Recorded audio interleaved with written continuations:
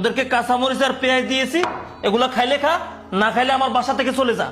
বেশি কথা বললে না এই খাবারগুলো তোদের কপালে জুটবে না। দুলা ভাই, আপনি আমাদের সাথে এরকম ব্যবহার করতেছেন কেন? আমরা তো আপনার বাসায় ভালো মন্দ খেতে আসিনি, থাকতেও আসিনি। আমি আর আমার ছোট বোন এসেছিলাম আপনাকে আর আপুকে একটা খুশির খবর দেওয়ার জন্য, আর আপনি আমাদের সাথে এরকম খারাপ ব্যবহার করতেছেন। কি সুখবর? সুখবর দেওয়ার জন্য ঢাকায় আসছিস তোরা? হ্যাঁ, কি সুখবর দিবি? এই তোদের বাপ মরছে নাকি মা মরছে বল? এই সুখবর দেওয়ার জন্য আসছিস তাই না? ভালোই হইতো তোদের বাপ মা যদি তোদের 14 গোষ্ঠী মইরা যাইতো তাইলে ভালোই হইতো।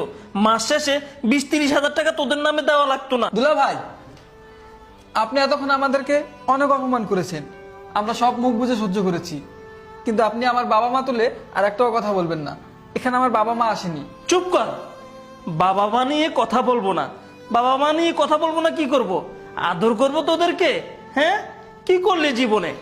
কত টাকা পয়সা লস করলি তোর বোনের। মাসে মাসে অনেক টাকা নিয়ে পড়াশোনা করলি, ভালো একটা সুখবর তো কখনো দিতে পারলি না, আর এখন আসছে বোনকে সুখবর দিবে। এই বের হয়ে যা, তোর বোন আসার আগে আগে বাসা থেকে চলে যা। যা, চলে যা। এই বেরো, বেরো বলছি। আরে কি ব্যাপার জিসাম তামো, তোরা আমার বসো, বাসায়? তোমরা বসো, এখানে বসো। ওরা কখন আসলো? আরে ওরা তো সকালেই আসছে, তুমি যাওয়ার পর